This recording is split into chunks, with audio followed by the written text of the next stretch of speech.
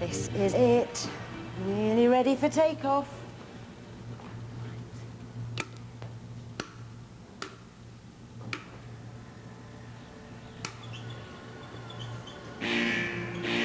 Oh, sorry, Rocket. There's more urgent business on the science line.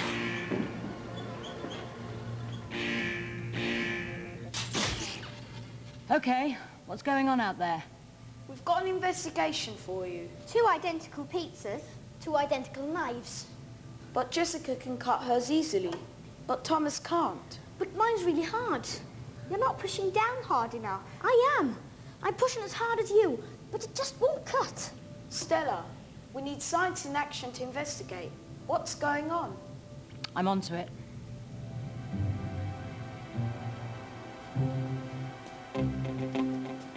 Those knives might look identical, but are they? And what if one was pushing harder than the other? This needs a fair test.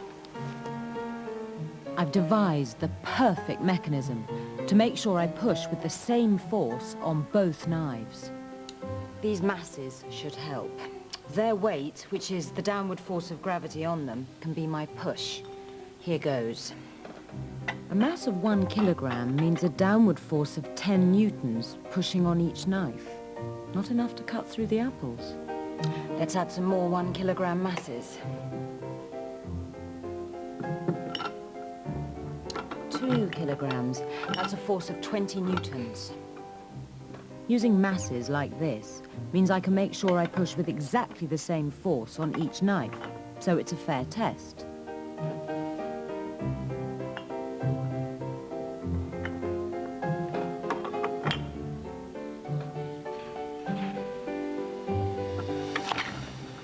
So, a force of 70 newtons is enough for this knife to cut the apple.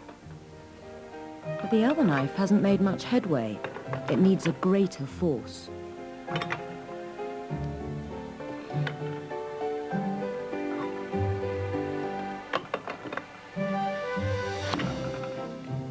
Sure, I know what you're thinking. This knife is blunt.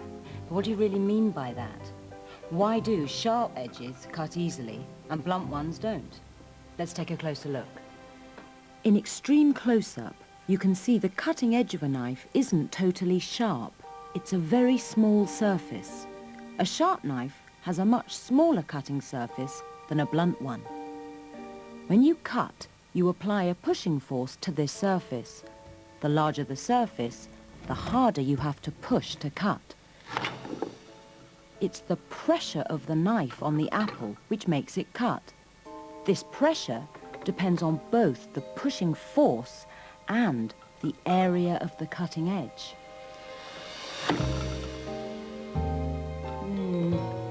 I think we need some more evidence. Now I tidy up.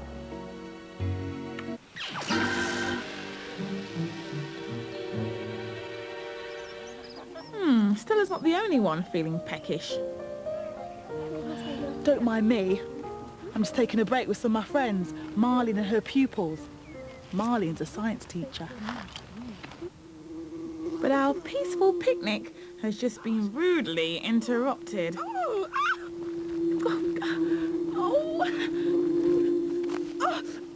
been stung. What I'd like to know is how a weedy nettle like this can sting a big girl like me. Trish, are you all right? Oh, yes, Marlene. I know it's only a nettle, but it really hurts. How do nettles sting? Well, they may look as if they have smooth leaves, Trish, but just watch this. Wow! It was as if the balloon had been hit by a pin. Those nettles must be covered in something pretty sharp. They're covered in thousands of stinging hairs. You only have to brush against them with your skin, and they pierce you and inject you with poison.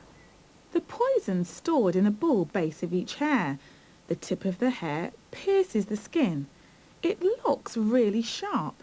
Marlene can show me just how sharp it is. Look at the tip compared to a familiar sharp object, a pin. A sharp object? Wow, that's amazing! Even something as pointed as a pin has a flat surface.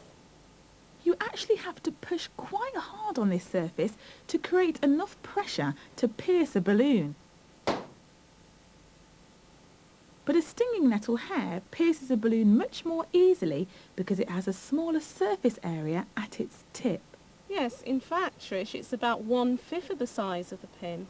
And it only has to brush your skin very gently to produce enough pressure to puncture the skin. But not enough pressure to get through these gloves. I think it's about safe to go back to the picnic. Hi, girl!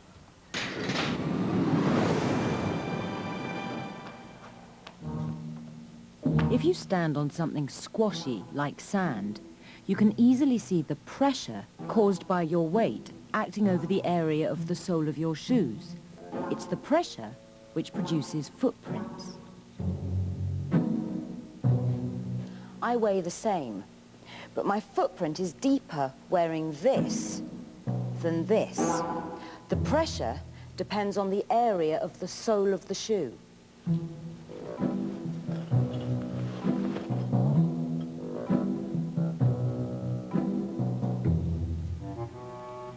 So, as my weight stays the same, if I double the area of the sole of my shoes, I should halve the pressure. As the area gets bigger, the pressure gets smaller.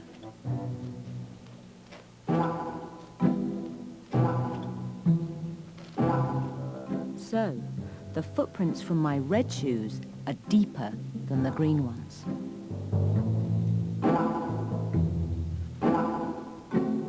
They're not really me, are they? But spreading weight like this can be of vital importance in some situations.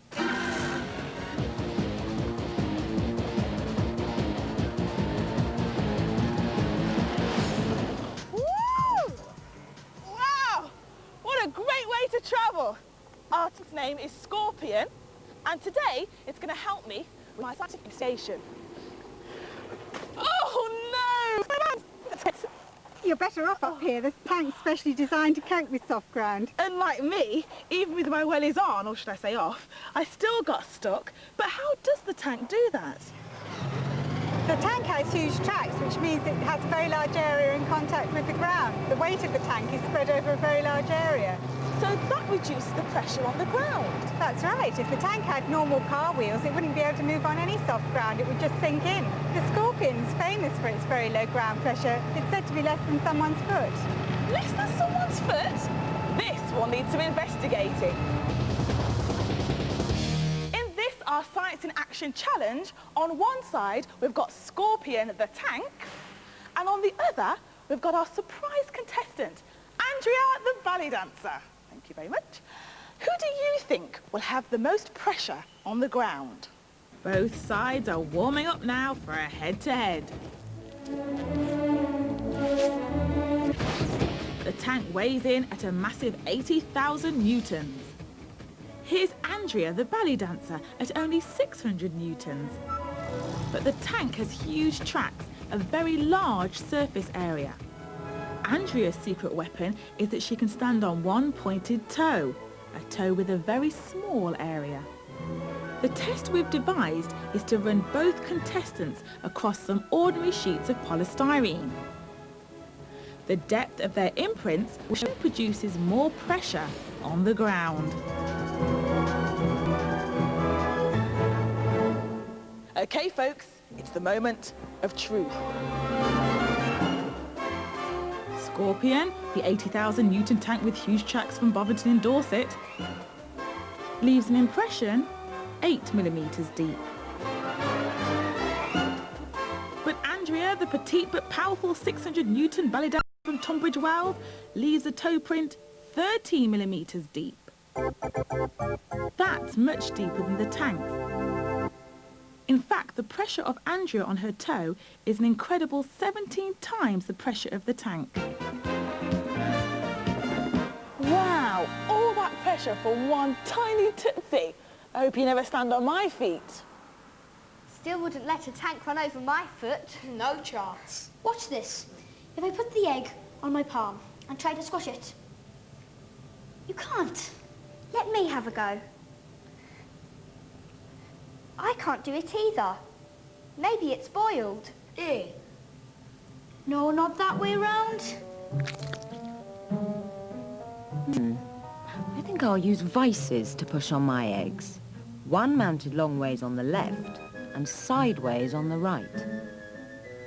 The vice pushes on the egg and the egg pushes back equally hard. The forces balance. But as I turn the vices, they push the eggs harder and harder. Soon, the right-hand vice pushes so hard that the egg can't match it and it smashes. But look at the egg mounted long ways. It can push back much more. It takes a lot more force before the egg smashes completely.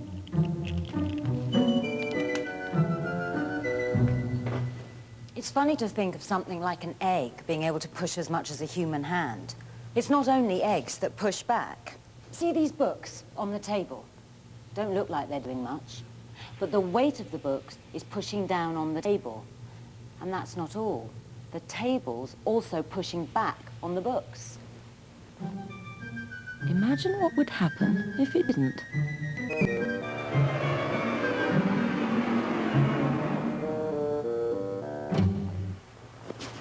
Even these comfy cushions can push back on me. Watch what happens as I sit down.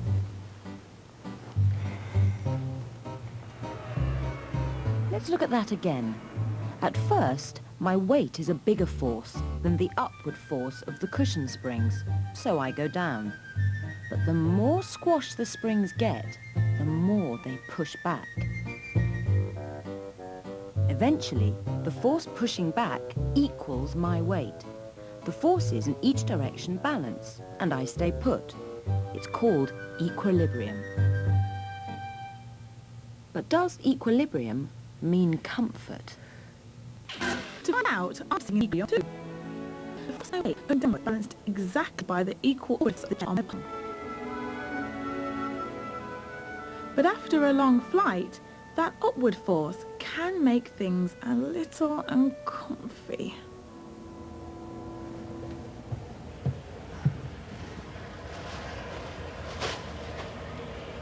I've been jetted into East Midlands to investigate what makes a seat comfortable with Mark Porter, an ergonomist. Ergonomics is the science of making things comfy for people. Oh, that's fine. What I suggest we do to make up time, there's plenty of seats here in the foyer. Why don't you zoom off and have a look around? Okay, will you look after my trolley? Okay.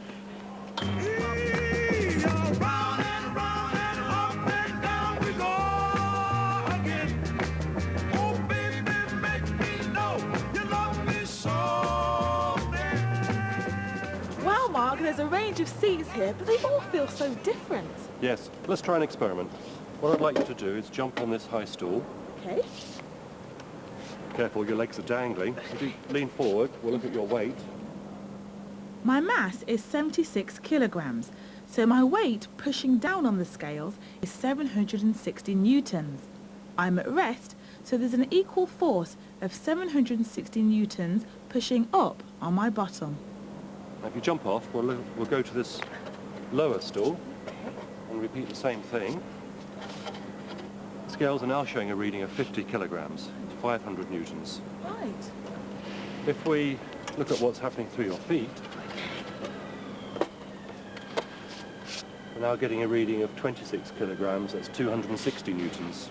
The chair pushes up with a force of 500 newtons, and the floor pushes up with a force of 260 newtons, which adds up to my total weight, 760 newtons.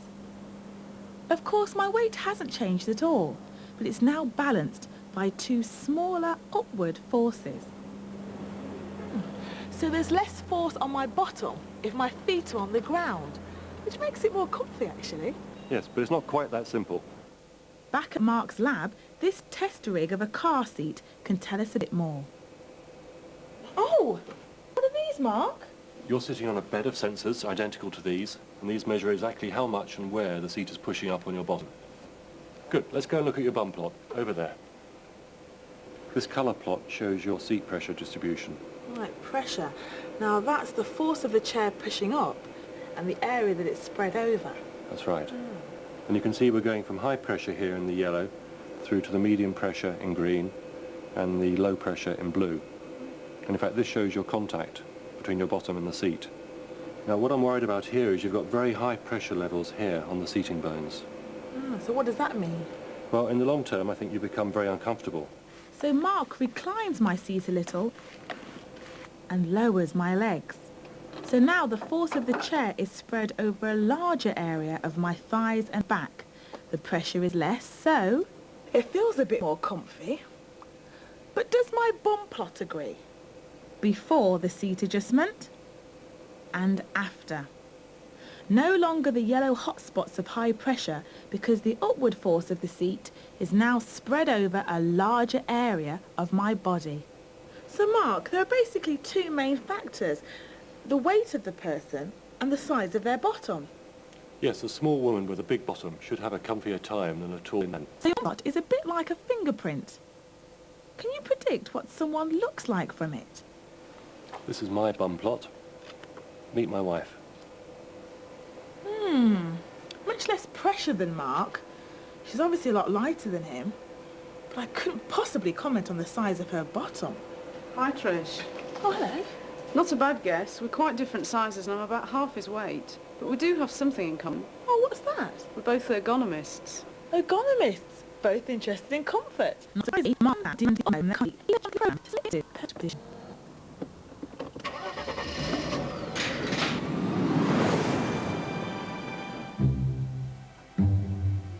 Unfortunately, my rocket still seems to be suffering a state of perfect equilibrium.